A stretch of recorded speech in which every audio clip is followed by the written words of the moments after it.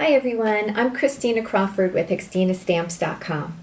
And you know what I see everywhere? I see Chevron everywhere. I see it on umbrellas, I see it in designer paper, I see the great zigzag paper design in the Stampin' Up! Bag Stampin' Up! Gave me that holds trash or maybe wine, I don't know. I'll put a lot of things in that.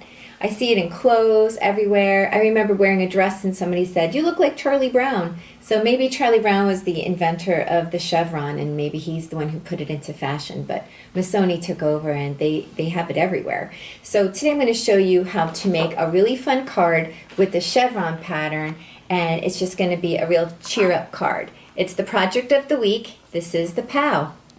Let's get started. Here is the card once more. And the stamp sets used to make this card are the geometrical stamp set. And this card again looks great with Hooray for You today or Hooray Today, Love You So, Cheer Up Buttercup, any one of these, and a lot of other stamp sets as well. But that one is so much fun. The other stamp set, I love this. It's a staple stamp set for me. Sometimes you need a quick background. If you watch the next video, it's going to be on ombre. I'll show you a little bit about that. This is a great stamp set to use an ombre effect with, and I'm going to use work of art for this project as well. One thing when you buy a stamp set like work of art, this is the wooden stamp set. I took a photograph of what all the wood blocks would look like inside of the container because it is a puzzle. And it really helps me keep all the stamps in order, because if one of those things is out of order, nothing fits. So it saves me a lot of frustration and headaches, and so I wanted to share that idea with you. So just an idea when you're working with a larger stamp set like that. Are you ready for the POW of the week? The project of the week? Well, what I did was I started with a piece of white cardstock. This is cut in half. It's 8.5 by 11 cut in half. It will give you 5.5 by 8.5 inches that way. And then when you fold it in half, I use the bone folder for a nice crease so it doesn't crinkle up. Then you have the base for the card. The next is the piece of Pacific Point. It is 1/4 inch less. So what I mean by that is it is a 1/4 inch difference from one side to another, and this will match up perfectly when layering. I like to use 1/4 inch variations. So the size of this Pacific Point is 4 inches by 5.25, and then layering one more piece of white cardstock, Whisper white cardstock on top, again a 1/4 inch variation. The finished size on that piece is 3 3/4 by 5. So let's get started with that.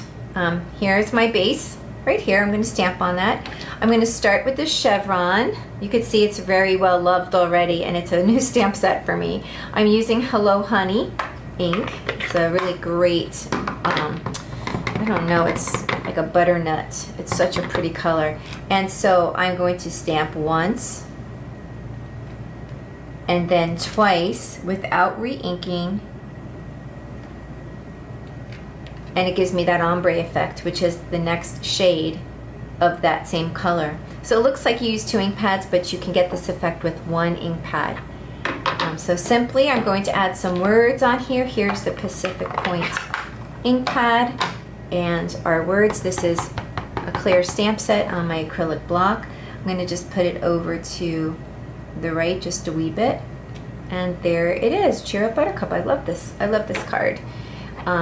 Let's go ahead and just add some sparkle to that. So when I made this card, I added some of the jewels, and you can go ahead and just use your scissors and just kind of pop that off and control that a little bit and get it onto wherever you want it. Okay, let's flip it around. And I'm going to use some of the larger ones, and then some of the medium ones, just to kind of add some of that, the bling around there. They say it's great to work in odd numbers so it doesn't look so centered and everything. We're already throwing that off with the words being a little bit over to the right.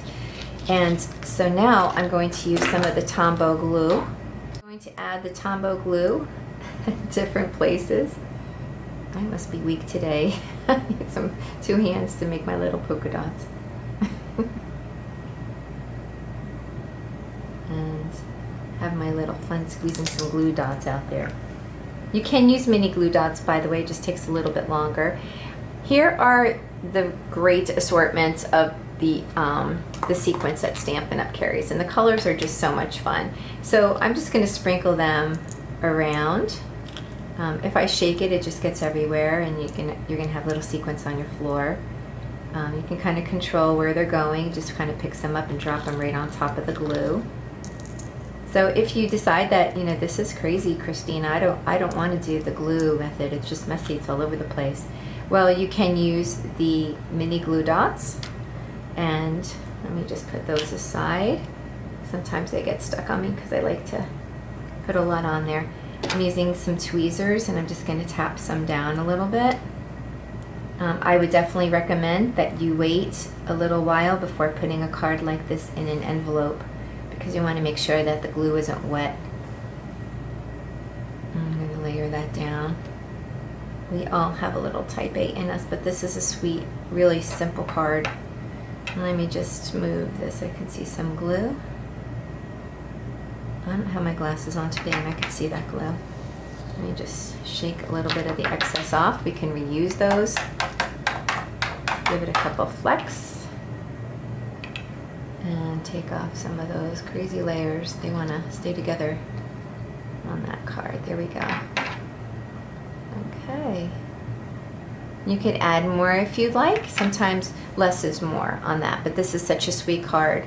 And so now I'm going to go ahead and layer everything together using the snail. And you can just put about 1 inch on all 4 corners. That's all that you need. And layer that right there. And usually I put the tape on the other side here.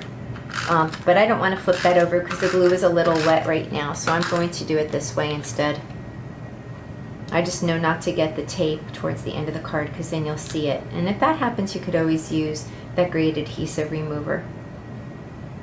And there's your card of the day. So again, take a look at my other video about how to do an ombre effect. I've got some great cards to show you with that. This is just a fun project of the week. Let me show you a fun envelope to layer that. Here is some designer paper, and I went ahead and used the envelope liners. It's the larger one. I did a full template. Sometimes you only really need the top of it, so you can be very resourceful on your designer paper. If you want to do the full sheet, it's a 6x6 piece, and then you put that through your big shot, and then you got your liner right there. You can choose either side, but because we're using the Hello Honey, I decided to use that side. Here is a medium Whisper White envelope. I'm going to slide the liner down. It makes the envelope thick, so if you're putting a thick card inside, you may have to pay extra postage, so just be careful with that. You don't want to add that. That's just going to add too much there. So then you can trim off a little bit of your liner, but in this case, the card isn't heavy, and I only want to put some tape on the tippy top of the liner, not the whole thing. And this way, when you open that up, it'll slide up and it'll slide back down, so it's not going to crinkle or pop the card out. But isn't that just sweet with the card? It just makes such a great presentation. And when somebody opens that, that's just joy right there. And they're going to hate to rip up the envelope because it's pretty too. And then again, you can always design the front of the envelope with your stamps as well. Well, I hope you enjoyed the project of the week. Thanks, and have a wonderful day.